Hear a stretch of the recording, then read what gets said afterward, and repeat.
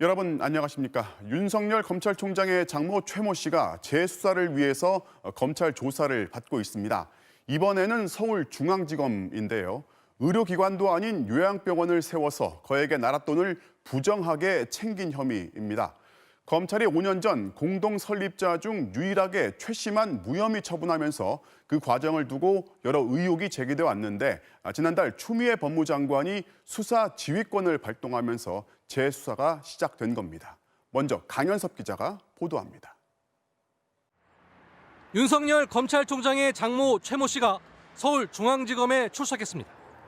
자신이 공동 이사장으로 재직했던 파주 요양병원의 부정 수급 사건 수사가 제기된 지 7개월 만입니다.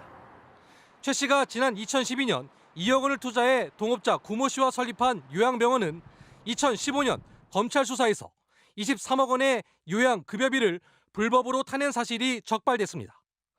당시 병원 운영자 부부와 공동 이사장 구 씨 등 3명이 모두 기소돼 징역형을 받았습니다.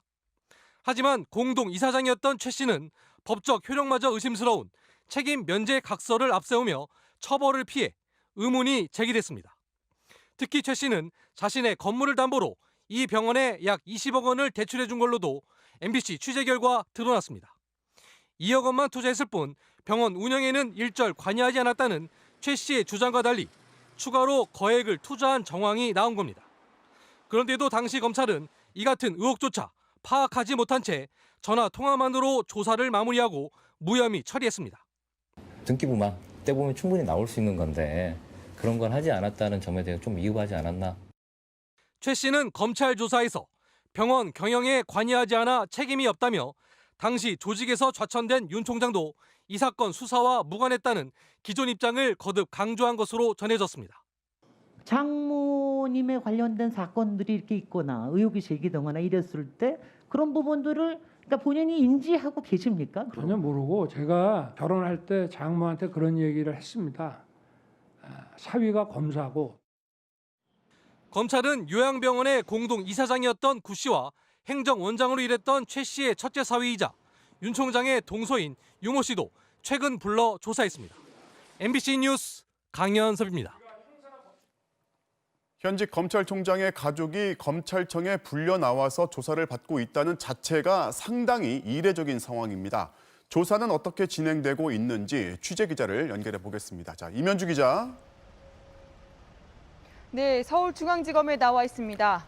윤 총장의 장모가 검찰에 나와서 조사받는 게 사실 처음은 아니잖아요. 그런데 이번에는 이제 재수사란 말이죠.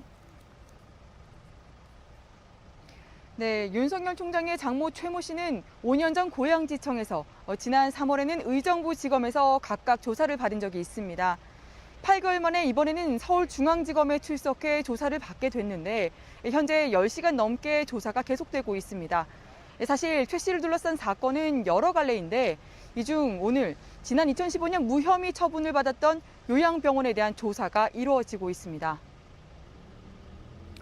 자, 수사 대상이 총장의 가족이다 보니까 검찰도 솔직히 여러 번 불러서 조사하기는 부담일 것 같고요. 오늘 한 번으로 그 여러 의혹을 다 조사할 수가 있는 겁니까?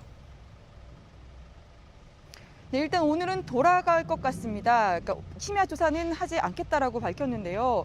예, 오늘은 돌아간다고 하지만 아무래도 한 번 조사로 끝내기는 쉽지 않을 것 같습니다.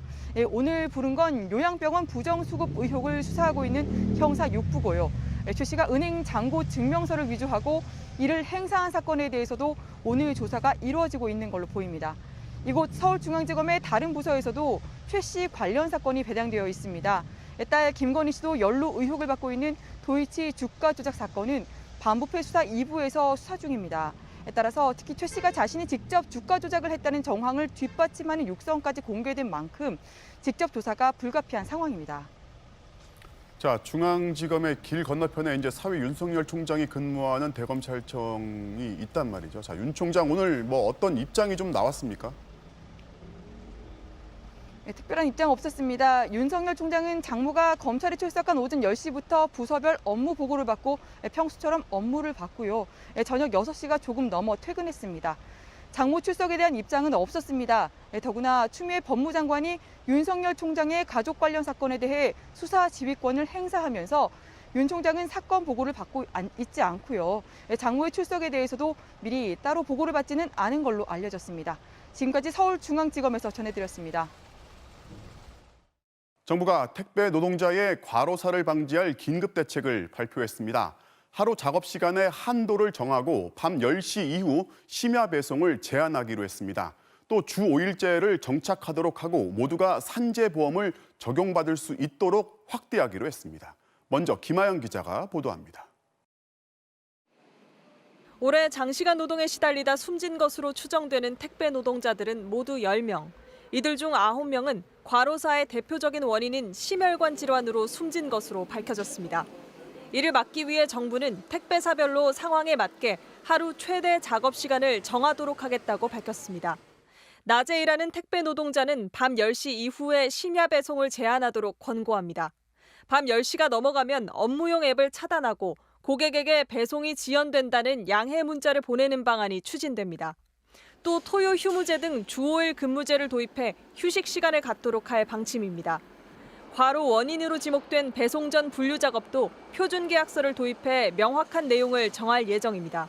택배기사 과로 방지 대책은 택배기사의 보호뿐만 아니라 택배 산업이 한 단계 도약하기 위한 출발점입니다. 또 택배 노동자들이 산재보험에 적극 가입할 수 있도록 했습니다. 산재보험 적용 제외 신청을 하려면 본인이 직접 신청서를 제출해야만 하고 적용 제외 사유도 질병이나 부상, 임신 등의 불가피한 경우로만 제한하도록 하는 법 개정이 추진됩니다. 이미 적용 제외를 신청한 택배 노동자 16,000명에 대해서는 전수조사를 통해 신청 과정의 문제점을 1대1로 조사하게 됩니다. 신청서가 진짜인지 그리고 신청서 적용제 과정에서 그 대리점주라든지 이분들의 어떤 강요가 있었는지 등을 한번 파악하는 겁니다. 한 건당 800원인 배송 수수료와 대형 화주에게 리베이트 형식으로 주는 이른바 백마진 같은 택배사와 대리점의 불공정 관행도 개선됩니다.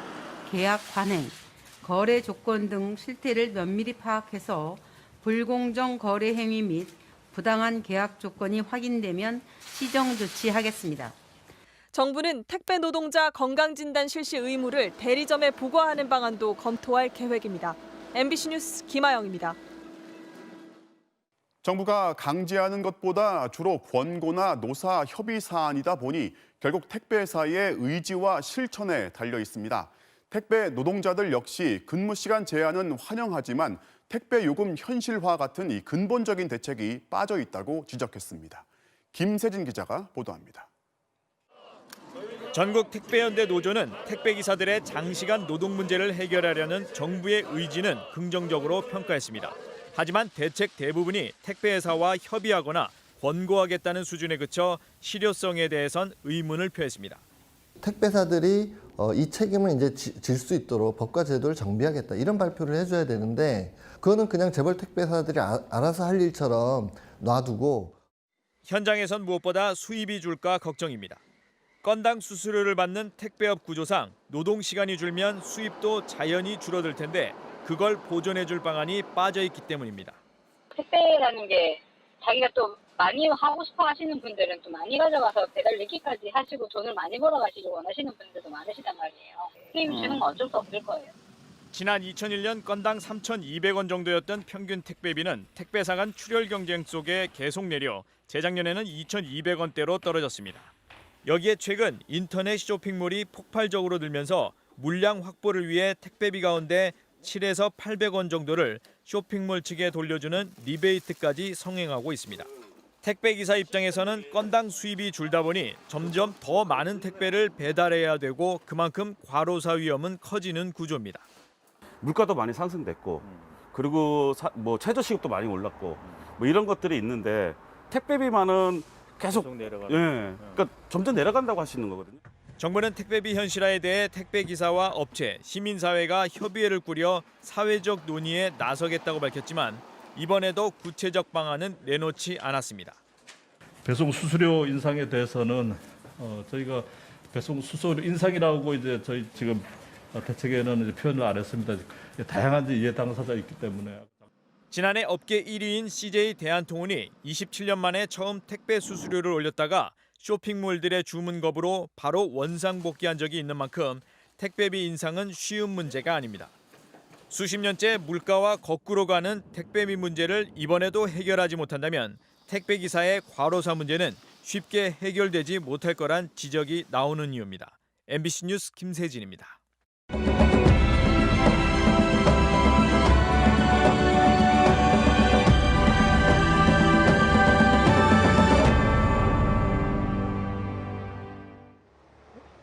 제가 서 있는 이곳은 청년 전태일이 참혹한 노동 현실을 개선하라고 외치며 산화했던 서울 평화시장의 전태일 다리입니다. 현행법인 근로기준법을 지키란 당연한 주장을 하기 위해 전태일이 목숨을 던진 지 내일이면 꼭 50년이 됩니다. 세월이 흘러 전태일의 정신은 이곳에 흉상으로 남아 기념되고 있지만 그의 죽음 이후 50년이 지난 지금 우리의 노동 현실은 그때보다 얼마나 더 나아졌을까요? 전태일은 왜 분신을 선택했는지, 그의 죽음이 남긴 것은 무엇인지 먼저 조희영 기자가 전해드립니다. 1970년 11월 13일 오후 1시 반. 노동자 전태일은 근로기준법 책을 들고 나와 외쳤습니다. 우리는 기계가 아니다. 근로기준법을 준수하라. 내 죽음을 헛되이 말라. 그리고 자신의 몸에 불을 붙여 그 자리에서 산화했습니다. 22살이었습니다. 이 자리예요. 이 자리. 그러니까 저기서 일로 뛰어나온 거예요. 불이 얼마나 세게 타올랐까 해서 옷을. 그래서 이제 얼굴을 다 거슬리고 저기를 하니까. 평화시장 봉제공장에서 소녀 견습공인 시다들은 아침 8시부터 밤 11시까지 재봉틀을 돌렸습니다. 창문 없는 다락방에서 일하고 받는 하루 일당은 70원. 타이밍을 먹기도 하고 그러면서 일을 했죠. 그래서 줄다가 이렇게 손을 자르는 경우도 있어요. 13살짜리가 써주는 데도 없었고 우리 8식구가 콩나물 100원어치 사면 하루 종일 반찬값이었거든요. 무수한 노동자들이 폐병과 관절염, 위장병으로 죽거나 쓰러졌습니다. 당시에도 엄연히 근로기준법은 있었습니다. 일주일에 최대 60시간만 일해야 하고 한 회 이상의 유급휴일이 보장돼야 한다는 내용이지만 아무도 지키지 않았습니다. 전태일은 허울뿐인 근로기준법을 그 자신의 몸과 함께 불에 태웠습니다. 공장장이나 사장들이 어떤 깡패가 일하기 싫으니까 자살했어. 그 깡패가 폐병에 걸려서 취업이 안 되니까 자살한 거야. 이렇게 얘기를 했어요. 그의 분신은 노동자들을 깨웠습니다. 2주 뒤 결성된 청계 피복노조엔 9,000명의 조합원이 밀려 들어왔습니다.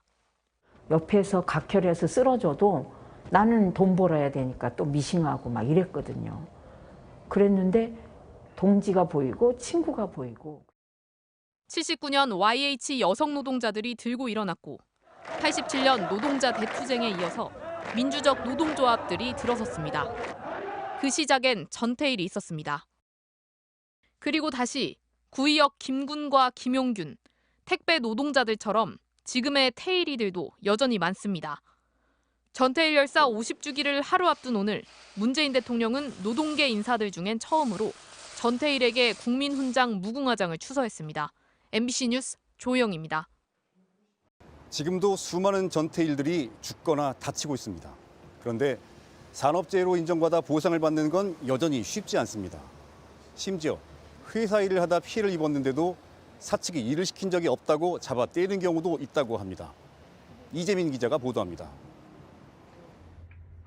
포장공사가 한창인 도로, 걷어낸 아스팔트가 한 노동자 앞으로 쌓입니다. 잠시 뒤 이 노동자는 아스팔트를 나르던 중장비에 깔려 숨졌습니다. 숨진 43살 고정남 씨는 지난해 10월부터 회사에서 트레일러 기사로 일했습니다. 추가 수당도 없이 온갖 잡일을 마다하지 않았습니다. 현장 가면은 막 신호 봐주고 그 매너를 그려주고 차 봐줘야 되고 다 해야 돼요. 오늘 월급 얼마나 주길래? 똑같은데. 그런데 사고가 나자 업체 측은 우리 직원이 아니라며 본인의 과실이라고 주장했습니다. 마치 외부인이 와서 결국은 공사를 방해한 것처럼 결국은 딴 사람인 것처럼 그렇게 포장이 돼. 그러면서 내놓은 근로계약서, 엉뚱한 업체 이름이 적혀 있고 고 씨가 찍었다는 도장도 처음 보는 막도장이었습니다. 다른 회사에 죽은 거 깔려 죽은 거예요. 내가 그런 거 시킨 거 없어요. 우리가 시킨 다음에는. 계약서 위조 의혹에 대해 검찰 수사가 시작됐고 고용노동부도 산재를 인정했습니다. 그래도 회사 측은 일을 시킨 적이 없다며 위로금 2천만 원으로 책임을 덮으려 했습니다. 왜 사람 죽였냐고 살려내라고 막 그랬어요. 돈 2천만 원 갖고 떼오려고요? 전 돈 그런 돈은 필요 없어요. 응? 한 사람이 죽었는데. 산재 인정조차 받지 못하고 홀로 싸워야 하는 노동자는 여전히 많습니다. 정수기 관리기사인 45살 서현 씨는 실적 압박에 시달리다 지난해 6월 뇌출혈로 쓰러졌습니다. 중증 장애 판정을 받은 서 씨에게 회사는 가혹했습니다. 직원이 아니라 개인 사업자라며 나 몰라라 한 건 기본. 일주일에 60시간 넘게 일했지만 근로시간을 후려치며 혹사가 아니었다고 책임 회피에만 급급했습니다. 30시간이란 말이 안 돼요. 월, 화, 수, 목, 금, 토 이렇게 했어요. 8시 반부터 7시까지 다 했어요. 학습지 교사들 역시 개인 사업자로 분류돼 계속 산업재해 판정의 사각지대에 놓여 있습니다. 과도한 실적 압박에 공황장애 진단을 받은 20대 여성은 결국 교사의 꿈을 접었습니다. 기대 실적에 미치지 못하면 그 유병회원을 전부 다 교사가 떠안고 그다음에 그런 시스템이었어요. 근로수당 같은 것도 잘 못 받았었고요. 한국 산업재해율은 유럽 29개 나라 평균보다 낮은 0.5%. 하지만 사망률은 단연 1위였습니다. 재해율이 낮은 건 근로자가 죽어야 재해 신고를 하기 때문에 생기는 착시 현상입니다. 의무 가입이 아니다 보니 회사 눈치를 보고 들고 싶어도 들 수 없는 노동자가 넘쳐나는 산재보험. 날마다 많은 사람들이 죽고 다치고 병들고 팔다리가 부러져서 불구가 되고 있습니다. 이윤의 극대화를 추구해온 오랜 세월의 유산이며 한국 사회의 뿌리 깊은 야만성입니다. 대한민국 산업 현장에선 지금도 하루 평균 300명이 다치고 6명씩 죽어나가고 있습니다. MBC 뉴스 이재민입니다. 전태일이 분신했던 50년 전 저임금, 장시간 노동을 강요했던 사람들은 기업주였습니다. 그런데 지금은 AI, 인공지능이 기업주들을 대신해 노동자들에게 일을 시키는 시대로 바뀌고 있습니다. 새로운 노동 환경은 새로운 방식으로 노동자들을 얽어매고 있습니다. 조영익 기자가 취재했습니다. 오토바이로 음식을 배달하는 라이더 이광원 씨. 이 씨의 휴대폰 앱으로 인공지능 AI의 지시가 떨어졌습니다. 서울 성동구 행당동의 커피숍에서 빵과 음료를 받아 광진구 자양동 고객에게 배달하라는 것. 배달 거리는 6.8km. AI는 단 14분의 시간을 줬습니다. 하지만 이 씨가 내비게이션으로 계산한 시간은 27분. AI의 지시를 수행하기 위해선 13분을 단축해야 합니다. 그래서 이 씨는 오토바이의 속도를 높이고 차량들 사이를 아슬아슬하게 내달렸습니다. 하지만 엘리베이터를 타는데 또 시간이 걸렸고 결국 전달 10분 초과라는 AI의 경고성 메시지를 받았습니다. 계단이나 지형 등을 고려하지 않는 AI의 지시를 따르다가 아찔했던 순간은 적지 않았습니다. 아파트가 단지가 있으면 돌아가야 되는데 그냥 직선 거리로 시간을 이렇게 배정하다 보니까 차이가 많이 나는 것 같아요. 그렇다 보니까 운전도 좀 험하게 하게 되고. 배달의 민족 측은 차량용 내비게이션 예상 시간을 오토바이에 적용할 수는 없다며 늦거나 배차를 거절해도 불이익은 없다고 말했습니다. 정말 그런지 몇 차례 AI의 지시를 거부해봤습니다. 그러자 이 씨의 휴대폰에서 일감, 즉 배달 주문들이 갑자기 사라졌습니다. 이 씨에게 AI가 일감 배당을 중단한 겁니다. 콜이 많은 시간인데. 배달 지시를 자주 거부해 AI에게 찍히면 이렇게 다음 주문을 받기가 어려워집니다. 웬만하면 AI의 지시를 따를 수밖에 없습니다. 거절을 많이 하면 배차 제한이나 배차 지연이 될 수 있기 때문에 어쩔 수 없이 이제 수락을 누를 수밖에 없는. 배달 시간을 얼마나 지켰는지에 따라 배달원 평점을 매겨 평점이 낮은 배달원은 퇴출시켰던 배달업체도 있습니다. AI가 정한 규칙에 의해 무한 경쟁에 내몰리는 현실. 배달 노동자들은 노동 조건을 결정하는 AI의 알고리즘에 대해 단체 협약을 체결해야 한다고 요구하기 시작했습니다. MBC 뉴스 조영익입니다. 50년 전 전태일이 외쳤던 것은 근로기준법을 그저 지키란 것이었습니다. 우리 헌법은 노동자들이 인간으로서의 존엄을 유지할 수 있는 최소 한도의 근로 조건을 법으로 보장하라고 하고 있는데요. 그런데 노동시간과 휴가, 부당해고 금지 등을 규정한 이 근로기준법이 적용되지 않는 사각지대에 놓인 노동자들이 아직도 적지 않습니다. 곽동건 기자입니다. 1953년 제정 당시 근로기준법은 모든 노동자에게 열려 있었습니다. 그런데 불과 그 이듬해 16명 미만 사업장은 예외로 한다는 규정이 등장하면서 뒷걸음질을 시작했습니다. 산업화를 앞세운 박정희 정권은 이 예외 기준을 일부 조항에서 30명 미만 사업장으로 올렸습니다. 더 많은 노동자들이 법의 울타리 바깥으로 밀려난 건데요. 그랬다가 전태일 열사의 고귀한 희생, 그리고 1987년 노동자 대투쟁 등이 노동과 인권의 가치를 일깨우면서 지금은 5인 미만 사업장만 법 적용의 예외로 인정되고 있습니다. 하지만 이 상태로 30년 넘게 제자리 걸음인 근로기준법, 여전히 적잖은 노동자들을 사각지대에 버려두고 있습니다.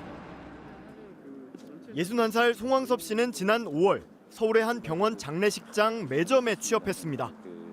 그런데 주어진 업무는 예상과 전혀 달랐습니다. 오전 8시에 나와 다음 날 아침까지 24시간 2교대로 영안실과 빈소를 관리해야 했고 시신을 수습하는 현장에도 아무 때나 불려다녔습니다. 평균 하루에 한 번씩은 고인을 출동이라고 그래서 그 현장에 가서 고인분들이 이 돌아가신 분 표정이 힘든 직업이에요, 힘든 직업. 매달 300시간 넘게 일하고도 손에 쥔 건 최저임금에도 못 미치는 180만 원. 야간과 휴일 근무를 고려하면 매달 100만 원 넘게 공짜 노동을 한 셈입니다.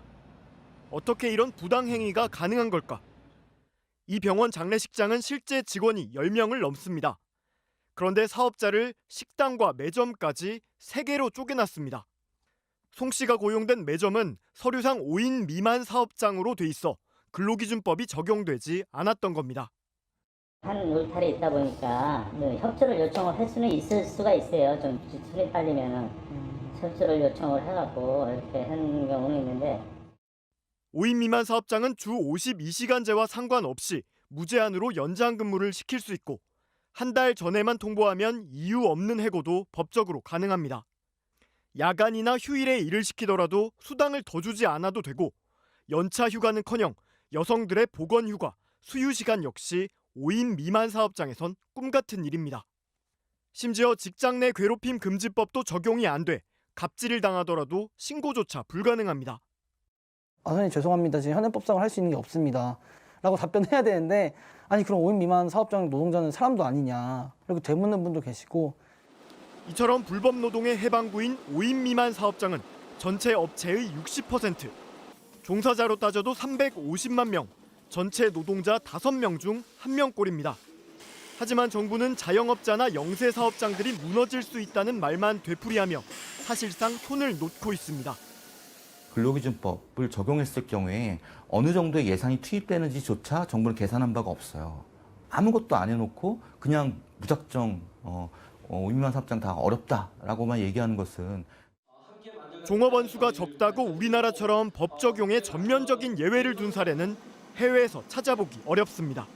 MBC 뉴스 곽동건입니다. 2년 전 겨울 새벽 컨베이어 벨트에 끼어 숨진 고 김용균 씨. 그의 안타까운 죽음으로 우리는 일터에서 목숨을 잃는 이들에게 비로소 눈길을 주기 시작했습니다. 하지만 여전히 최소한의 안전 보장을 위한 요구와 호소에는 비용 계산이 먼저 끼어듭니다. 특히 건설 현장에선 매년 수백 명의 노동자들이 추락해 숨지고 있지만 단돈 몇 푼을 아낀다는 명목으로 안전 조치는 제대로 이루어지지 않고 있습니다. 윤웅성 기자가 보도합니다. 세종시의 한 경찰서 공사 현장. 추락재의 절대 예방이라며 안전을 강조하는 현수막이 곳곳에 걸려 있습니다.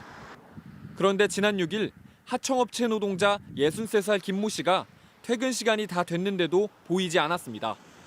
휴대전화 위치 추적을 통해 2시간 만에 공사장 지하 바닥에서 발견된 김 씨는 칠흑 같은 어둠 속 7m 깊이의 환풍구 아래로 떨어져 숨져 있었습니다.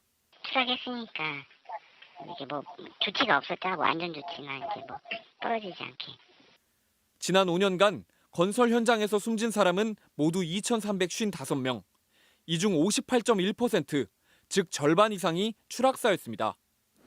올해도 상반기에만 벌써 126명이 공사 현장에서 떨어져 숨졌습니다. 공사장 추락 사망의 주요 원인으로는 부실한 비계가 지목됩니다. 비계는 높은 곳에서 작업자가 발을 딛고 서는 공간으로 철제 파이프를 조여 발판을 만드는데 작업 도중 고정 장치가 풀리면서 사고가 나는 겁니다. 이를 보완해 공장에서 아예 조립식으로 제조돼 나오는 시스템 비계는 훨씬 안전하지만 설치된 곳은 4곳 중 1곳에 불과합니다. 왜일까? 결국 비용 때문입니다. 일반 철제 비계 단가는 제곱미터당 9,964원. 하지만 시스템 비계는 1.5배인 15,392원입니다. 제곱미터당 5,000원의 비용과 노동자들의 안전을 맞바꾸고 있는 셈입니다. 비용 절감 때문에 발생하는 굉장히 비극적인 사망재의 대표적인 사례라고 할 수 있습니다. 공사 비용을 줄이기 위해 빨리빨리를 주문하는 현실도 추락사고의 중요한 원인으로 지적됩니다. 공기의 압박 등등으로 인해서 하청 노동자가 무리하게 작업을 할 수밖에 없는 그 건설 현장의 고질적인 고용 구조 때문에 추락사가 계속 반복되고 있는 건데 정부에서는 그런 부분들은 개선하지 않고 노동을 비용으로만 따지는 잘못된 인식이 근본적으로 개선되지 않는 한 비극적인 사고는 되풀이될 수밖에 없습니다. MBC 뉴스 윤웅성입니다.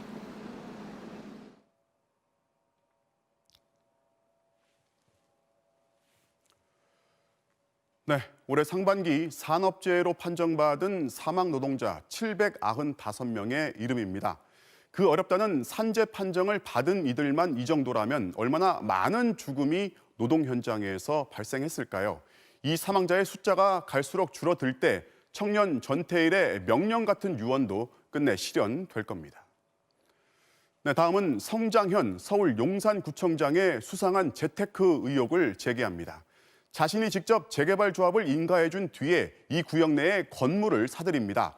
이미 상당한 시세 차익이 발생했다고 하는데요.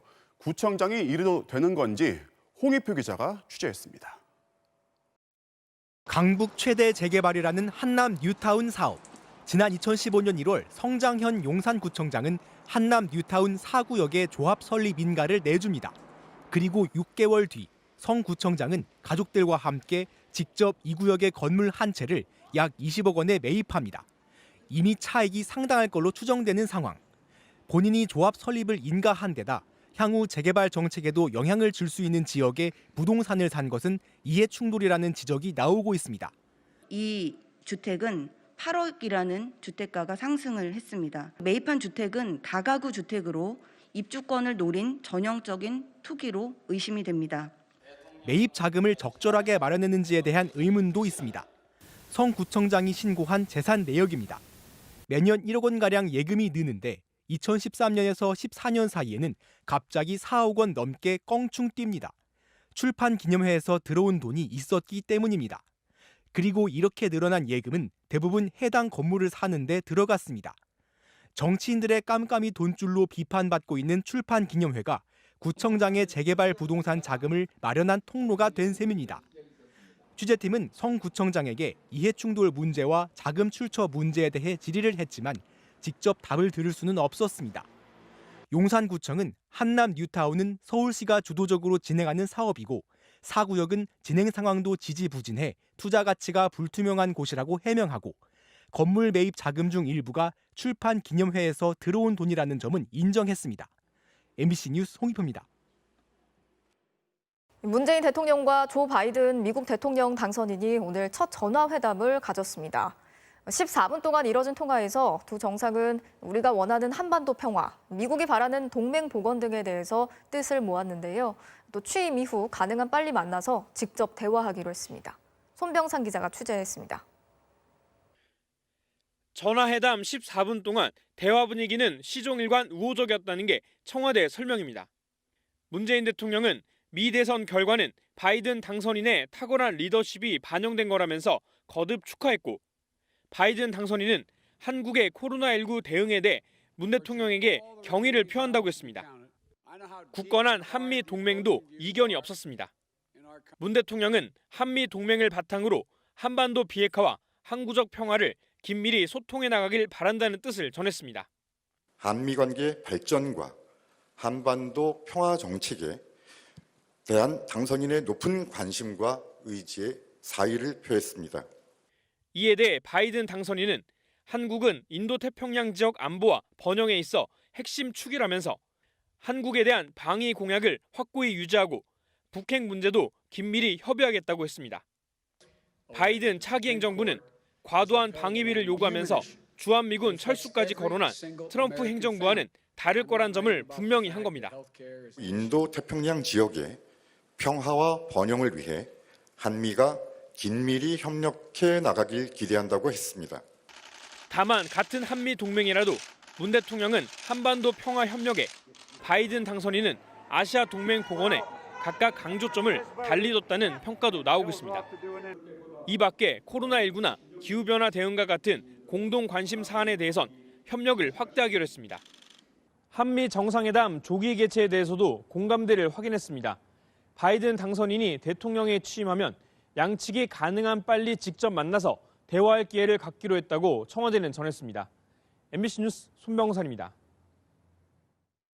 바이든 당선인은 문 대통령과의 통화에 앞서 한국전 참전 기념비에 헌화를 하며 한미가 혈맹 관계임을 강조했는데요. 일본과 호주 총리와도 잇따라 통화를 하면서 아시아 태평양 지역의 동맹 복원에도 속도를 냈습니다. 이 소식은 워싱턴에서 박성호 특파원이 전해드리겠습니다.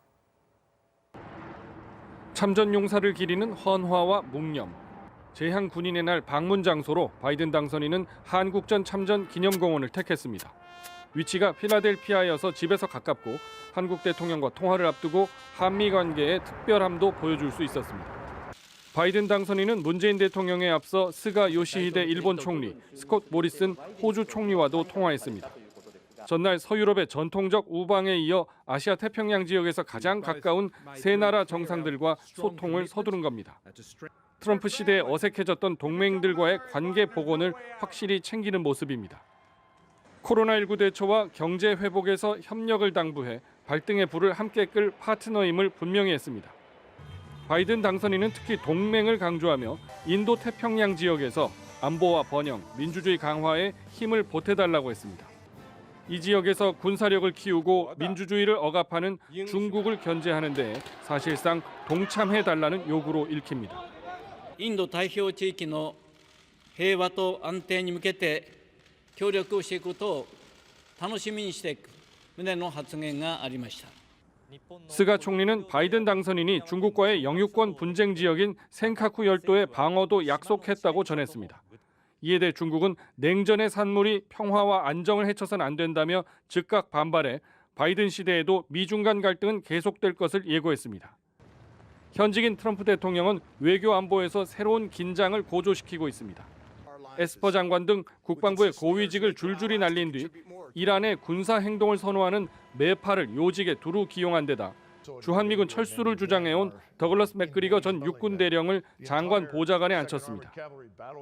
실현 가능성이 있겠냐는 관측도 있지만 트럼프 대통령이 남은 임기 동안 안보 문제에서 어디로 튈지 모른다는 우려가 점점 커지고 있습니다. 워싱턴에서 MBC 뉴스 박성호입니다. 전해드릴 때마다 참 안타깝고 화가 나는 아동학대 사건이 또 발생했는데요. 이번에는 한국에 사는 베트남 국적의 3살 아이가 장기가 파열되고 몸에 피멍이 든 채 병원에 옮겨져서 경찰이 수사에 나섰습니다. 아이는 긴급 수술을 받고 치료 중인데 경찰이 조금 전 아이의 엄마를 입건했고 엄마의 동거인도 쫓고 있습니다. 손하늘 기자가 단독 취재했습니다. 경기도 하남의 한 소아과. 어제 저녁 베트남 국적의 어머니와 3살 남자아이가 배가 아프다며 찾아왔습니다. 병원 측은 눈 주변에 멍이 든 걸 발견하고 경찰에 신고했습니다. 멍든 정도 하고 지금 복부 외상 의심돼가지고 응급상황이니까 의뢰를 보내야 되겠다. 아이는 심각한 상태였지만 다문화센터에 도움을 받은 후에야 병원을 찾았습니다. 여기 엄마 친구들 도와달라고 해서 네, 저는 뭘 도와줄까 하고 가본 거예요. 병원에 안 간다고 얘가 이상하다 그래서. 동네 소아과를 거쳐 대형 병원으로 옮겨진 아이는 39도에 달하는 고열에 간이 파열돼 복부에 피가 고여 있었고 폐에서도 피가 났습니다. 눈 주변과 다리 등 몸 곳곳에는 피멍이 들었는데 최근 2주 내에 생긴 걸로 추정됐습니다. 아이는 권역 외상센터로 옮겨져 긴급 수술을 받은 뒤 입원 중입니다. 아이와 어머니를 분리 조치한 경찰은 30대인 베트남인 어머니를 아동학대 혐의로 입건해 조사하고 있습니다. 엄마가 그래도 같이 있었으니까 애기도 어린 애잖아요. 아이의 어머니는 경찰 조사에서 살살 때렸는데 이렇게까지 다칠 줄 몰랐다면서 혐의를 일부 시인했습니다. 또 함께 살고 있던 외국 국적의 동거남도 아이를 때렸다고 진술해 경찰이 이 남성의 행방을 쫓고 있습니다. 아이와 어머니는 모두 불법 체류 신분이어서 아이의 치료비는 건강보험 혜택을 받을 수도 없는 걸로 전해졌습니다. MBC 뉴스 손하늘입니다. 화재 소식도 있었습니다. 서울 서초구의 한 아파트에서 불이 나서 12살 초등학생 1명이 화상을 입고 치료를 받고 있는데요. 화재 당시 집 안에는 초등학생 혼자 있었던 것으로 알려져서 경찰이 가족들을 대상으로 사고 경위를 조사하고 있습니다. 장인수 기자입니다. 오늘 오후 3시 40분쯤 서울 서초구의 한 아파트. 연기가 피어오르고 소방차들이 사이렌을 울리며 긴급 출동했습니다. 불이 난 4층 집으로 투입된 소방관들이 소방호스로 불을 끄기 시작합니다. 뭔가가 터지는지 펑 하는 소리도 들렸습니다. 터지고 있어, 뭔가 터지고 있어. 안 보여. 불은 옆집으로 크게 번지지 않은 채 30여 분 만에 꺼졌습니다. 대낮에 발생한 화재로 초등학생인 12살 여자아이가 온몸에 화상을 입고 병원으로 옮겨져 치료를 받고 있습니다. 생명에는 지장이 없지만 화상 정도는 심각한 것으로 알려졌습니다. 당시 아파트 안에는 여자아이 혼자 있었던 것으로 확인됐습니다. 혼자 있었대요. 아이는 불이 난 이후 밖으로 빠져나오지 못한 채 한동안 갇혀 있었던 것으로 전해졌습니다. 아이가 다급하게 엄마에게 전화를 했고 엄마의 긴급 요청으로 경비원이 아파트의 문을 따고 들어갔습니다. 아이는 구조 당시 방에 쓰러져 있었던 것으로 알려졌습니다. 비닐은 바로 있어가지고 그거 가지고 올라가서 문을 열고. 경찰은 아이가 집에 혼자 남아 있었던 이유와 화재 발생 경위에 대해 아이 가족들을 상대로 조사를 벌이고 있습니다. MBC 뉴스 장희수입니다. 수도권의 전세난이 심해지다 보니 이제는 임대 아파트의 견본 주택 앞에 밤을 지새우는 줄까지 생겼습니다.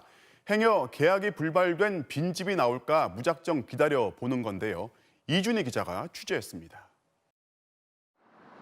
경기도 화성에 있는 한 민영 임대 아파트의 모델하우스 앞.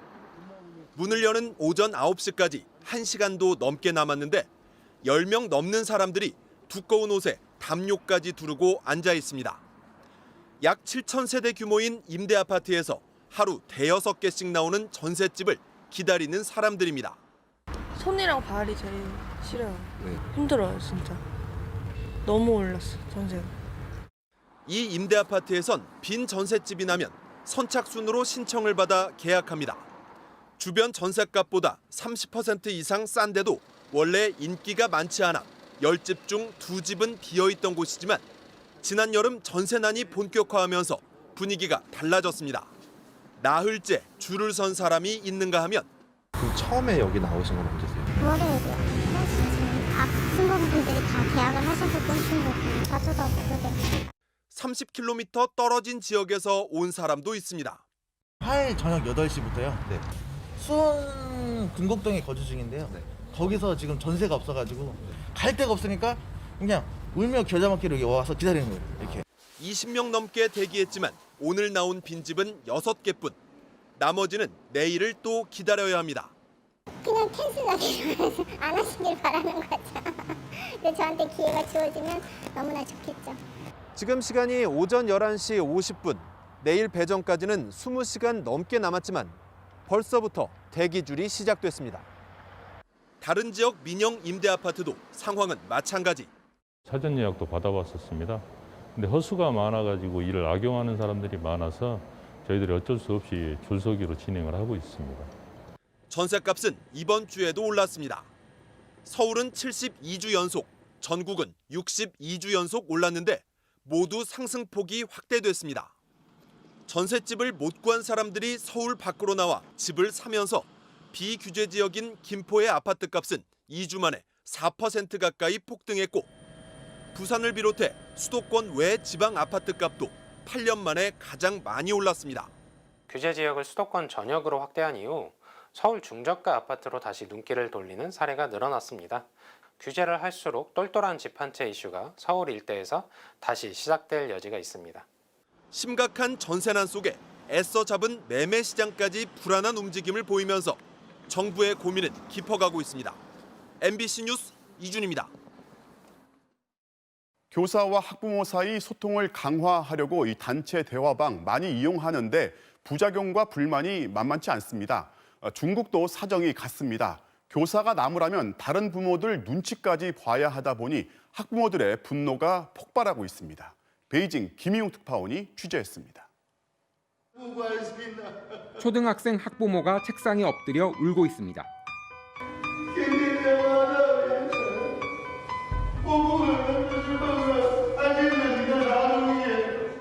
교사와의 면담에서 아이 숙제를 챙겨주지 않는다는 힐난을 받고 감정이 북받친 겁니다. 중국은 특히 초등학교 숙제가 많은 편인데 숙제 검사를 학부모에게 맡기는 학교가 늘고 있습니다. 到底我这么改了，老师知不知道我们孩子缺在哪里呢？ 숙제를 봐주지 못한 이유에 대해서 부모는 밤 12시에나 일이 끝나고 할아버지 할머니는 나이가 많아서 죄송하다는 해명까지 해야 합니다. 선생님 일을 학부모에게 떠넘기는 행위다. 교육은 학교뿐 아니라 집에서도 함께하는 거라는 입장이 대치되는 가운데 불똥은 학부모와 교사가 함께 있는 이 모바일 단체 SNS 대화방으로 튀었습니다. 선생님들이 주로 이 대화방을 통해서 숙제를 내기 때문입니다. 한 학부모가 찍어 올린 단체방 탈퇴 선언. 改完作业还要昧着良心说老师你辛苦了。说实在的，辛苦什么？教我教，改我改。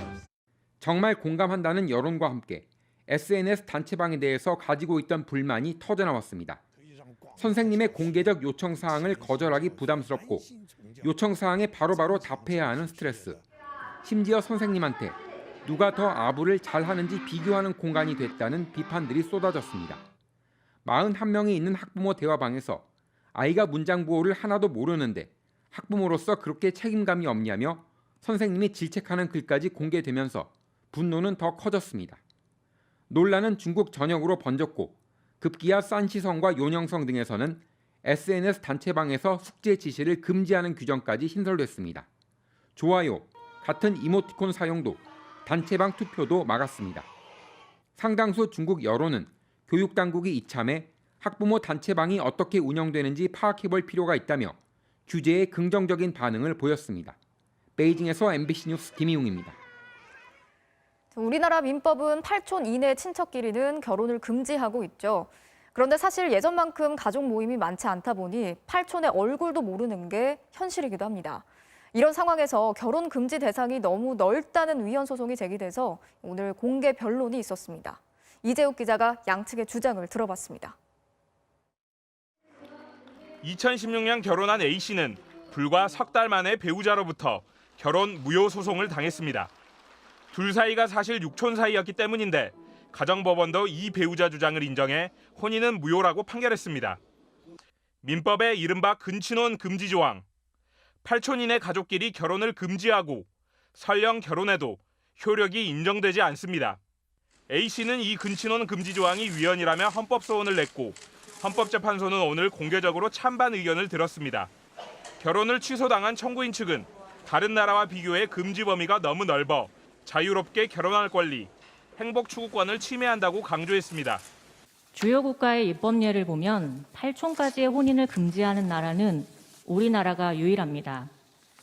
다른 나라의 경우 대체로 3촌까지의 혼인을 금지하고 4촌 이상은 허용하거나 또 얼굴을 아는 친척의 범위가 줄어들면서 상대가 8촌 이내인지 아닌지 알기 어려울 수 있다는 현실적인 이유도 들었습니다.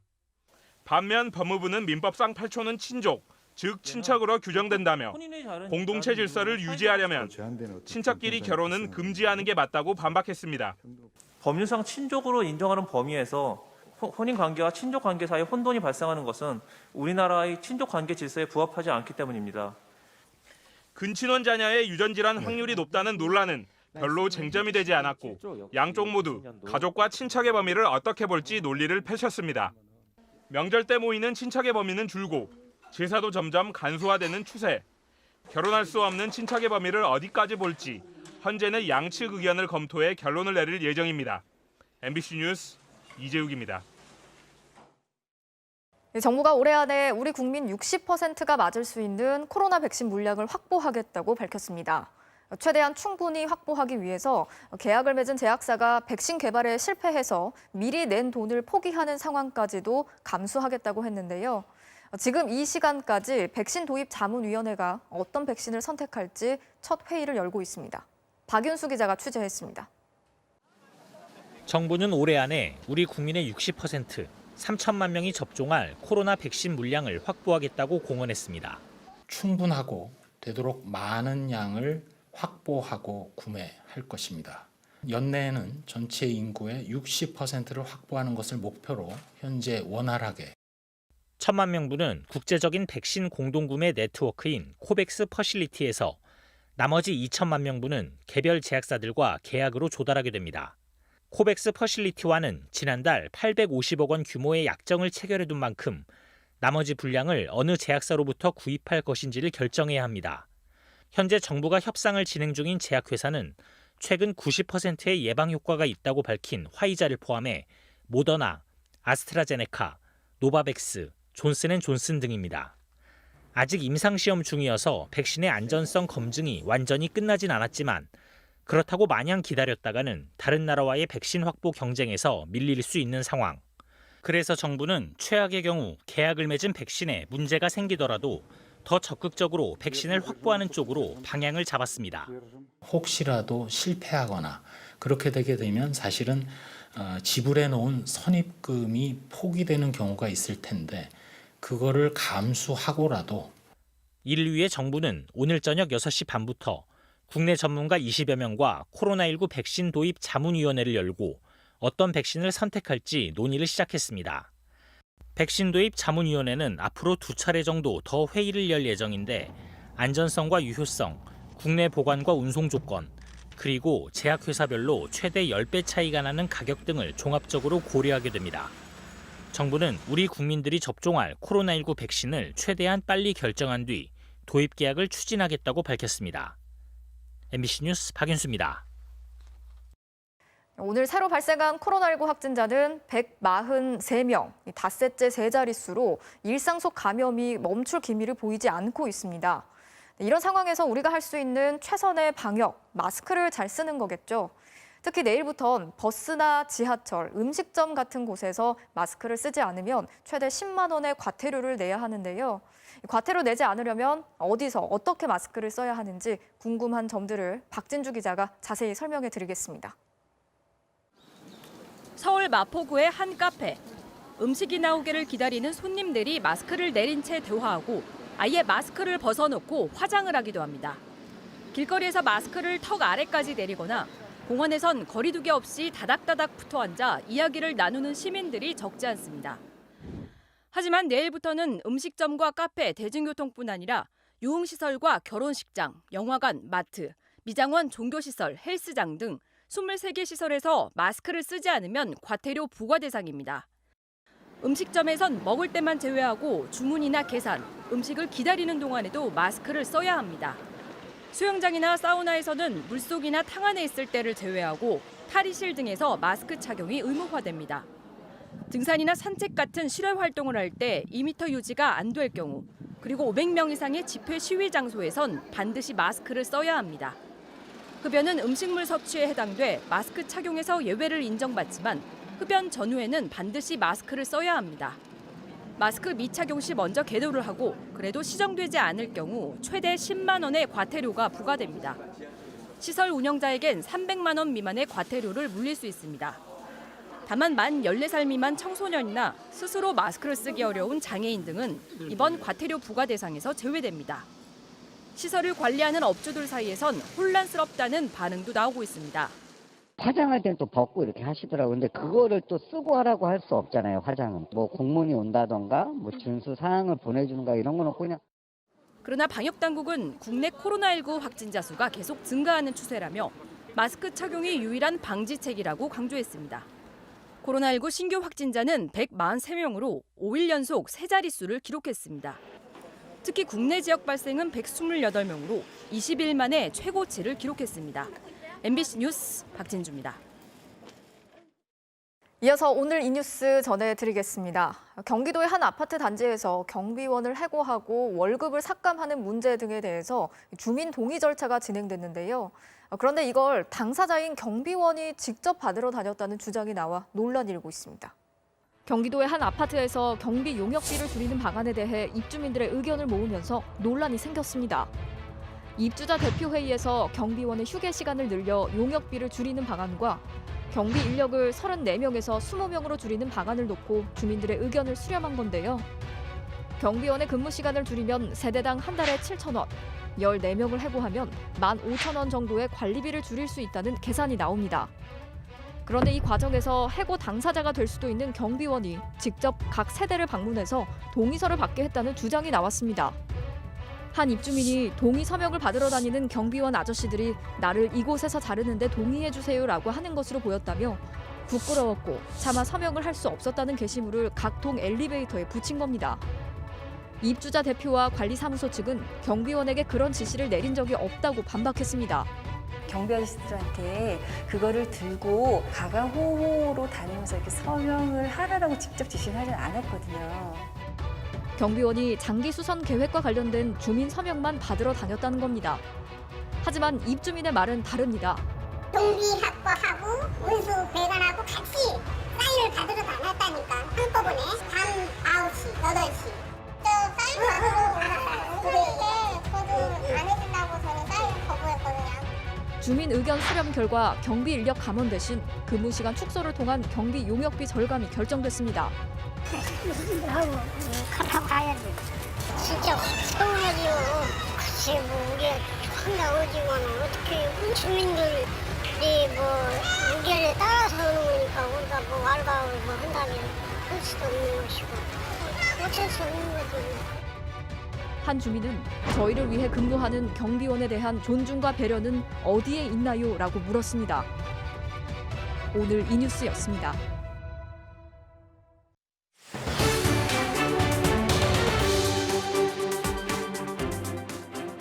지난 2008년 8살 소녀를 납치해 몹쓸 짓을 저지른 조두순이 다음 달 12일 딱 한 달 뒤에 징역 12년 만기를 채우고 출소합니다. 또 끔찍한 범죄를 저지르진 않을지 시민들의 걱정이 커지다 보니 정부와 지자체가 맞춤형 대책을 쏟아내고 있습니다. 그런데 조두순 같은 범죄 전력자들이 과연 조두순 하나일까요? 오늘 이 문제 집중해 보겠습니다. 먼저 공윤선 기자가 조두순의 주거지로 거론되는 경기도 안산시를 둘러봤습니다. 다른 애한테 순찰에 나선 방범대원들이 아파트 단지 외진 곳을 꼼꼼히 살핍니다. 모두 안산에 사는 시민들인데 자발적으로 매일 저녁 9시부터 새벽 1시까지 지역을 순찰합니다. 저희가 계속 이렇게 순회를 돌고 우범지대를 이렇게 돌 때마다 저희는 항상 또 조두순 또 염두에 두고 코로나19로 활동이 주춤한 듯 했지만 최근 조두순 출소가 다가오면서 함께 하겠다는 사람이 부쩍 늘었습니다. 너도 나도 지금 희망하는 대원들이 지금 늘어나고 있어요. 스스로가 자기 그 자식들을 지키는 마음에서 정부와 안산시가 쏟아낸 대책들 대부분 조두순 한 명을 겨냥하고 있습니다. 조두순의 출소와 동시에 전담 보호 관찰관이 1대1로 붙어 24시간 위치를 파악하며 감독합니다. 시에서 채용한 3단 이상의 무도 경호 전문가 6명이 조두순 주거지 등을 24시간 순찰합니다. 안산 지역 경찰도 비상입니다. 성범죄 전력자가 전자발찌를 끊고 도망치는 상황을 가정한 모의 훈련을 반복해 실시하고 방범 시설도 수시로 점검하고 있습니다. 안산시 내 CCTV도 2배 수준으로 늘어납니다. 내년 상반기까지 시 예산 455억을 투입해 최신 CCTV 3,700여 대를 더 설치할 계획입니다. 안산의 한 초등학교 앞 CCTV입니다. CCTV 밑에는 이렇게 1m 높이로 비상벨이 설치돼 있는데요. 위급 상황 시 이렇게 비상벨을 누르면 즉시 관제센터로 연결돼 위급 상황을 손쉽게 알릴 수 있습니다. 관제센터입니다. 무엇을 도와드릴까요? 벨이 울리며 이 알람이 뜨고요. 그런 상황이 발생되면 그 사람을 바로 CCTV로 이렇게 비춰줍니다. 어떤 위험 사인사라면 경찰에 할 수 있고요. 안산 시내 105개 여성 공중 화장실에는 520여 개 칸칸마다 비상벨이 설치됐습니다.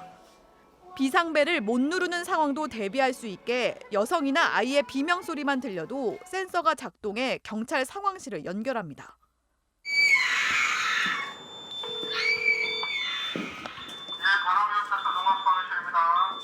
경찰이 출동했습니다. 안산에 거주하시면서 어떤 삶의 불안감이라든가 그런 걸 좀 감소시키기 위해서 저희 입장에서는 과하다 싶을 정도로 대응하는 게 맞다고 판단이 됩니다. 이처럼 조두순에 대한 2중, 3중의 감시를 위해 모두가 발벗고 나섰지만 정작 피해자인 나영이 가족은 도저히 안산에 살 자신이 없다며 최근 다른 지역의 전셋집을 찾아 계약을 맺었습니다. 시민들의 불안감은 사실 조두순 한 명을 향한 게 아닐 겁니다. 성범죄자가 또 범죄를 저지를 수 있다. 과연 이 사회가 시민을 보호할 시스템과 의지가 있는가? 불안의 근본적 이유일 텐데요. 또 다른 조두순 혹은 조두순보다 더한 위험을 여전히 우리 사회가 방치하고 있는 건 아닌지 조두순과 똑같이 아동 성폭력으로 감옥에서 12년을 살다 출소한 박모 씨의 사례를 통해 윤수환 기자가 들여다봤습니다. 조두순이 8살 아이를 끌고 가 성폭행했던 2008년 바로 그해 서울 강남에선 중학생 6명에게 성범죄를 저지른 박모 씨가 붙잡혔습니다. 청소년만 골라 범행했는데 재판 과정과 판결이 묘하게 조두순 사건과 닮았습니다. 술에 취해 기억이 없다는 조두순처럼 박 씨도 뇌수술 전력을 내세웠습니다. 법원이 이 심신미약 주장을 받아들여 형량을 깎아준 점도 조두순 재판과 같았고 공교롭게 형량마저 징역 12년으로 같았습니다. 조두순보다 앞선 올 봄 만기 출소한 박 씨. 또다시 13살 중학생에게 성폭행을 시도했습니다. 12년을 복역하고 나온 지 불과 8일 만이었습니다. 다음 피해자가 착용 중인 전자발찌 이동 경로 추적을 통해서 이제 범행 3일 만에 피해자를 긴급 체포하게 된 것입니다. 범행 당시 박 씨는 전자발찌를 차고 있었지만 경보는 울리지 않았습니다. 집 바로 근처에서 범행을 저질렀는데 대략적인 위치만 확인하는 전자발찌는 주거지 행동 반경에 있으면 별 문제가 없다고 보기 때문입니다. 성범죄 재범의 절반 이상이 거주지 반경 1km 안에서 이뤄지는데 전자발찌론 막기 어렵다는 얘기입니다. 그걸 이탈하게 되면 보호관찰소가 개입을 하는데 그게 아니라 그 지역 내에서 활동을 하고 있다 그러면 모르죠. 재범 위험성이 높은 아동 성범죄 전력자를 1:1 밀착 감시하는 제도도 도입됐지만 박 씨는 전담 관찰관이 없었습니다. 밀착 감시 대상인지 심사를 해볼 겨를도 없었다는 겁니다. 8일 만에 개봉을 했기 때문에 1:1 지정을 신청하고 심사할 시간적 여유가 없었을 겁니다, 아마. 하지만 아동 성범죄의 재발 위험성이 극도로 높은 경우엔 출소 전 미리 심사할 수 있는 내부 지침이 있는데도 정작 박 씨에겐 아무런 사전 조치가 없었습니다. 출소 이후에 밀착 감시가 미리 결정된 건 언론 주목을 받는 조두순 한 명뿐입니다. 저는 조두순만 문제라고 생각하지 않아요. 대응, 연습, 꾸준한 훈련, 반복적 훈련 이런 것들이 필요하다는 겁니다. 만약 박 씨가 일찌감치 1:1 밀착 감시 대상으로 지정됐다면 범행을 막을 수 있었을까? 장담하기 어렵습니다. 재범 위험성이 높아 밀착 감시가 결정된 아동 성범죄 전력자 중 88%, 168명에 대해 아직 전담관에 배정 못했기 때문입니다. 1:1 밀착 감시는커녕 전자발찌를 찬 일반 성범죄 전력자 감시에도 일손이 달려 한 명이 17명을 맡고 있는 상황. 박 씨에게 1:1 전담관을 배정하면 다른 전자발찌 착용자 17명에 대한 감시가 구멍나게 됩니다. 192명을 모두 1:1 전자감독으로 지정을 해버리면 나머지 전자감독 대상자를 거의 다 포기해야 되는 상황입니다. 전담보관찰관의 인력이 그렇게 되질 않거든요. 조두순의 충격 이후 달라진 점도 없지 않습니다. 출소 8일 만에 재범한 박 씨는 이번에도 재판에서 또다시 뇌수술에 따른 심신미약을 주장했습니다. 하지만 1심 재판부는 박 씨가 논리 있게 자신을 변호하는 등 사리 분별에 문제가 없어 보인다며 징역 18년형을 선고했습니다. 성폭력 처벌법이 개정되면서 기억 안 난다는 변명은 이제 안 통하게 됐고 전자발찌 착용도 당연시 됐습니다. 동네에 사는 성범죄 전력자도 공개됩니다. 그런데도 여전히 재작년 83명, 작년 55명이 전자발찌를 찬 채 성범죄를 또 저질렀습니다.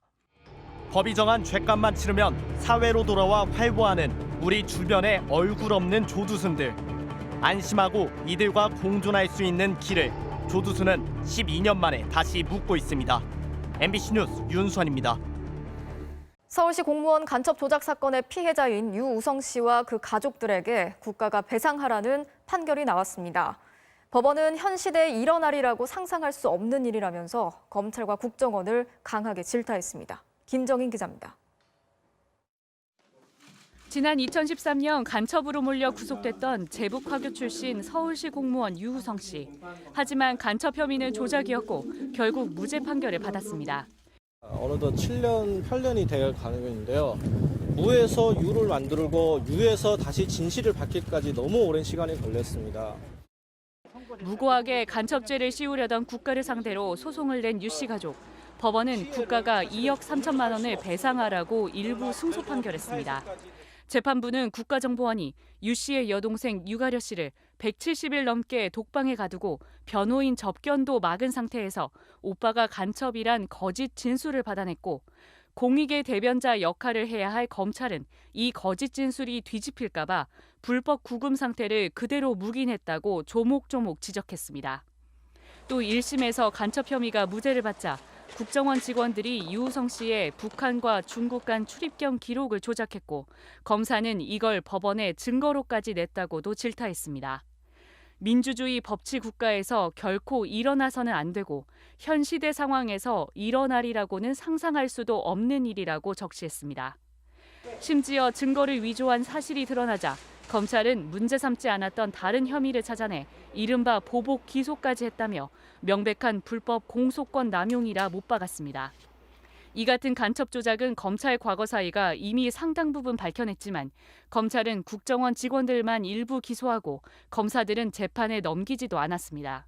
사건을 조작했던 가해자들 또 그에 가담했던 사람들이 여전히 처벌은 미진하고 있습니다. 꼭 제도 마련이 있어야 될 것 같습니다. 다만 재판부는 국정원 직원들의 고문 등 가혹행위에 대해선 증거가 부족해 국가의 배상 책임이 없다고 판결했습니다. 현재 형사재판이 진행 중인 만큼 판단을 유보한 것으로 보이는데 유 씨 가족은 항소하겠다고 밝혔습니다. MBC 뉴스 김정인입니다. 오늘 아침에 유튜브 사이트 들어갔다가 접속 안 돼서 당황한 분들 많으셨죠. 전 세계적으로 사이트가 2시간 가까이 먹통이 되면서 생방송이 갑자기 중단되는 등 혼란이 속출했는데요. 하지만 유튜브 측은 사과는커녕 왜 그랬는지 설명조차 없었습니다. 정진욱 기자가 취재했습니다. 오늘 오전 진행된 한 라디오 프로그램의 유튜브 생방송. 갑자기 댓글창에 접속이 힘들다는 글이 쏟아집니다. 또 오늘은 버퍼링이 심한데 이런 날은 많이 못 들어오시는데 그래도 여러분 사랑으로 들어오셔야 됩니다. 그러다 잠시 뒤 생방송이 강제 종료되고 진행자는 당혹감을 감추지 못합니다. 근데 어떡하지? 오늘 오전 9시 유튜브에서 접속 장애가 발생하면서 이런 일이 곳곳에서 속출했습니다. 동영상 재생이 늦어지거나 아예 안 되는 상황에 이용자들은 큰 불편을 겪었습니다. 영상 오류가 뜹니까? 좀 유튜브가 좀 이상한가요? 유튜브 클릭해보니까 작동이 안 되더라고요. 서버가 다운된 건지. 유튜브는 2018년 10월에도 90분간 접속 장애가 발생했던 적이 있지만 이번에는 코로나19로 공공기관 간담회나 기업 박람회 등 각종 행사를 유튜브로 진행하는 경우가 많아 혼란이 더 컸습니다. 좀 불편했죠. 거의 갑자기 이렇게 안 돼버리니까 다른 방법을 구할 수도 없고 그래가지고. 이런 상황이 2시간 동안 계속됐지만 유튜브의 대처는 SNS에 문제 해결 중이라는 짤막한 글 하나 올린 게 전부였습니다. 서비스가 정상화된 뒤에도 원인에 대한 설명은 물론 불편에 대한 사과도 없었습니다. 방통위는 이에 대해 유튜브 프리미엄 등 유료 이용자들에 대한 보상이 필요한지와 유튜브 측 사고 대처가 적절했는지 등을 조사해 행정처분 여부를 검토하기로 했습니다. MBC 뉴스 정준익입니다.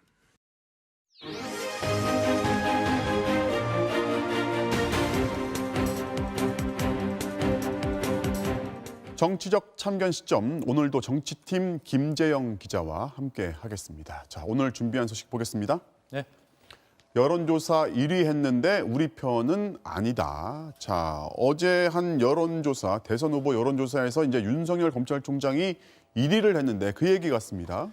예, 전례를 찾아보기 힘든 상황이 벌어지고 있습니다. 여론조사 1위 후보가 나왔는데 여야가 오히려 서로 거리 두기를 하고 있습니다. 윤 총장이 1위를 한 여론조사에선 여당 유력 대선 후보인 이낙연 민주당 대표와 이재명 경기지사를 다 제쳤는데요. 네. 주목할 건 경쟁 관계인 야당 정치인은 아예 없다는 겁니다. 야당은 마냥 반기기보단 견제에 나섰는데요.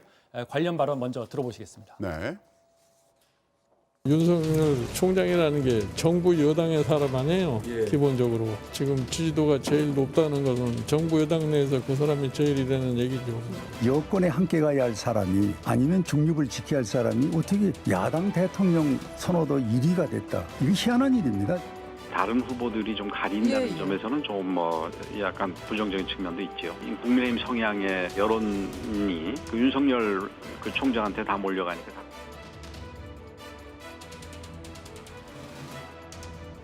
적인지 동지인지 잘 구별이 안 되는 것 같습니다.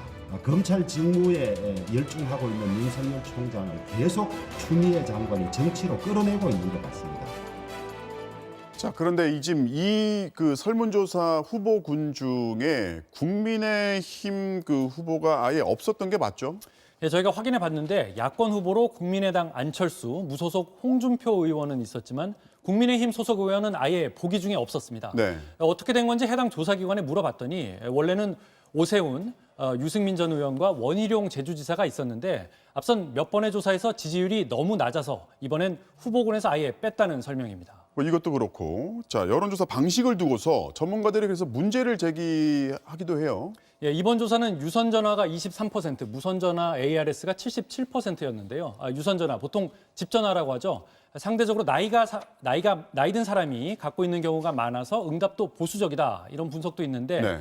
해당 조사기관은 통상 30%인 유선전화 비중이 이번엔 오히려 줄었다며 특별히 보수적 결과가 반영된 건 아니란 해명입니다. 그러니까 유선전화의 이 비중이 이제 결과에 영향을 미친 게 아니다, 이런 얘기인데 잘 모르겠습니다. 아무튼 여당은 1위를 놓쳤단 말이죠. 네. 자, 반응이 계속 나옵니까? 어제까지 거세게 몰아세우던 여권에선 오늘은 오히려 윤 총장 관련 언급을 거의 찾아볼 수 없었습니다. 네.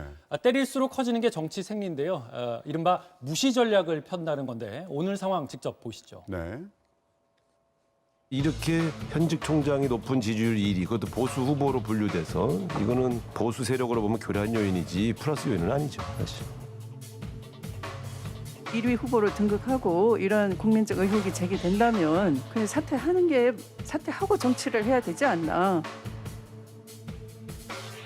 법무부 장관님의 그 발언 때문에 특정 인사가 특수활동비를 쌈짓돈처럼 쓰고 있다라는 의혹이 증폭되는 것이거든요. 저 위원장님, 법무부 장관에 대한 인용했기 때문에 좀 여기에 대해서 설명을 질의하신 게 아니니까. 네. 아니, 질의입니다. 법무장관에 대한 질의가 아니고요. 특수활동비가 제대로 집행이 되고 있는지 그런 것은 자체감사 대상이고요. 장관의 권한입니다. 그런 정도로 하시죠. 네.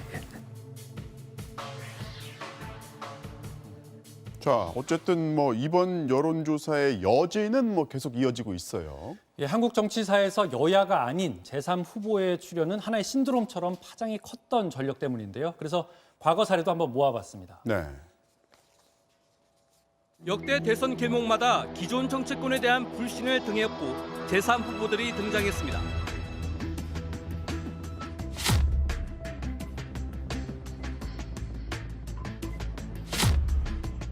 자격이 있으신 분이 얼마나 의지가 굳으신지 멤버에 대한 말씀 나누셨나요? 아니요, 전혀요. 한 총장은 최근 여러 여론조사에서 유력한 차기 대선 후보로 꼽히고 있습니다. 네, 제3 후보 잔혹사라고 불릴 만큼 제3의 인물이 끝까지 완주하는 경우는 거의 없었고요. 그나마도 특정 정당에서 강하게 영입했을 경우에나 대세론이 이어졌는데 이번에는 서로 자기 당 인물이 아니라고 하는 상황이라서 앞선 경우들과는 좀 다른 양상입니다. 자, 윤석열 총장이 본인이 직접 정치를 하겠다 이렇게 자기 입으로 말한 적은 없어요. 네. 그래서 얼마 전 여론조사만 해도 내 이름 빼달라 이렇게 요청을 했잖아요. 이번에도 그런 요청이 있었습니까? 네, 그래서 저희가 검찰과 여론조사 기관에 다 확인을 해봤는데요. 지난 8월 이후 그런 요청은 없었다는 게 전언입니다. 네, 오늘은 여기까지 듣겠습니다. 지금까지 김재영 기자였습니다.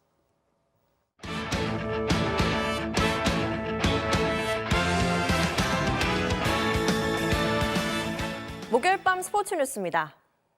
축구대표팀의 손흥민 선수가 멕시코 카타르와의 평가전을 앞두고 남다른 각오를 밝혔습니다.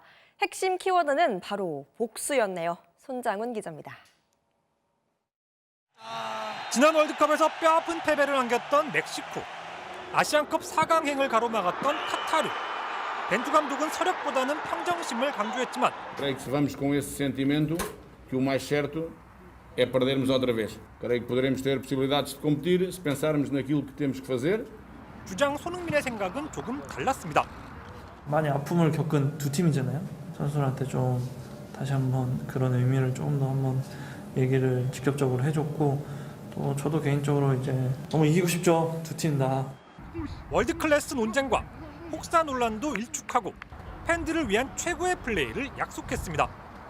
저는 자타 최고라고 생각을 한 적이 단 한 번도 없었고 대표팀에서가 됐든 소속팀에서가 됐든 최선을 다하려고 노력을 하기 때문에 피곤한 부분이 없지 않아 있는데 제가 감수해야 되는 부분이라고 생각하고 그런 부분을 또 보여주면 안 된다고 생각을 하고 있습니다. 또 황의조와 황희찬 등 최근 힘든 시간을 보내고 있는 동료들이 좋은 경기력으로 소속팀에 돌아갈 수 있도록 이번 평가전에서의 필승을 다짐했습니다. 찬이랑 유조 선수는 대표팀에 나와서 또 좋은 경기력으로 소속팀에 돌아갈 수 있게 하는 것도 제가 해야 될 역할이라고 생각을 하고 있습니다. 저희도 충분히 강한 팀이라고 생각을 하기 때문에 팀한테 어려운 경기를 할 수 있도록 잘 준비하도록 하겠습니다. MBC 뉴스 손장훈입니다. 올 시즌 여자 배구 흥행의 1등 공신이죠. 김연경 선수의 과한 리액션이 논란인데요. 여러분은 어떻게 생각하시나요? 정준희 기자의 보도입니다. 챔피언전을 방불케 했던 2시간 20분간의 대혈투. 김연경은 38득점을 올리며 라이벌을 격파하는 데 앞장섰습니다. 50%까지 늘어난 관중 앞에서 김연경의 리액션도 화끈했습니다. 강스파이크를 내리꽂은 뒤 격렬하게 포효했고 아깝게 놓친 블로킹엔 아쉬움을 드러내며 강한 승부욕을 불태웠습니다. 그러면 안 돼요. 논란의 장면도 나왔습니다. 2세트엔 공격이 막히자 공을 바닥에 내리쳐 구두 경고를 받았고 5세트 듀스 상황에서는 블로킹을 당한 뒤 네트를 격하게 흔들었습니다.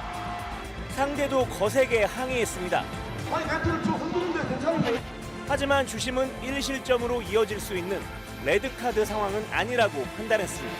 흔드는 거예요. 공격적인 행위를 한 게 아니라 흥분해서 자기 감정이 김연경은 네트를 흔든 것에 대해 사과했지만 승부에 몰입했을 뿐이라는 입장입니다. 이게 바로 제가 하는 플레이 스타일입니다. 경기가 하면서도 좀 재밌다. 미간을 찌푸리고 오늘처럼 열정적으로 제가 하는 모습이 원래 제가 하는 플레이이기 때문에. 지난 8월 코보컵에서도 상대의 도발적인 행동을 보였던 김연경. 그러면 안 돼요. 상대 코트 보고 자극하면 안 됩니다. 승부를 향한 열정인지 상대에 대한 존중이 부족한 것인지 팬들의 갑론을박도 치열한 가운데 후보는 오늘 해당 주심에게 김연경을 제재하지 않은 건 잘못이라며 벌금을 부과했습니다. MBC 뉴스 정준입니다. 고려대 농구의 전성기를 이끌었던 이승현과 이종현이 프로농구 오리온에서 다시 의기투합하게 됐습니다. 박주린 기자입니다. 이종현이 오리온 유니폼을 입은 첫날 더 신이 난 건 절친 이승현이었습니다.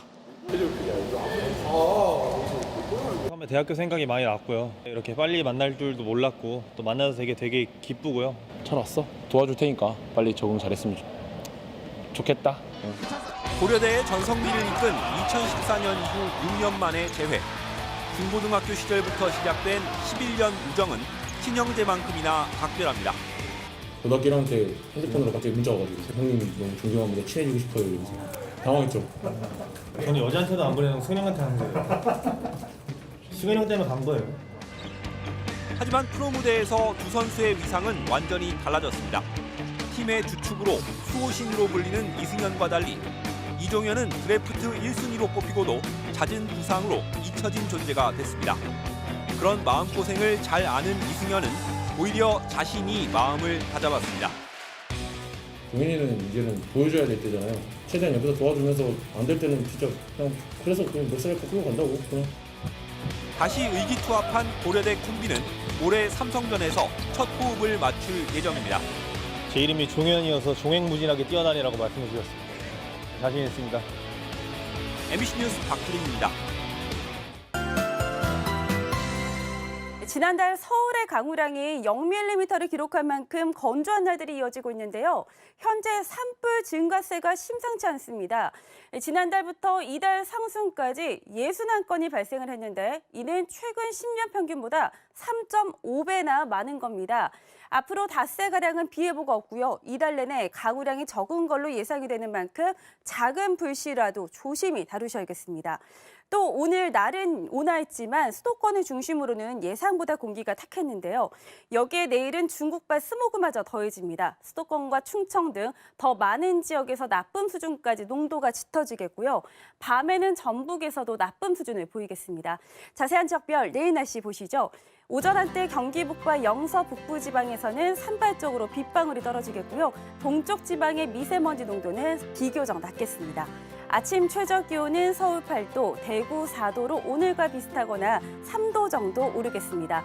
낮 최고 기온은 서울 18도, 광주와 대구 19도까지 오르겠습니다. 당분간은 맑고 건조한 날씨가 이어지다가 다음 주 수요일 전국에서 비가 내릴 전망입니다. 날씨였습니다. 11월 12일 뉴스데스크를 마칩니다. 오늘도 함께해 주신 여러분 고맙습니다.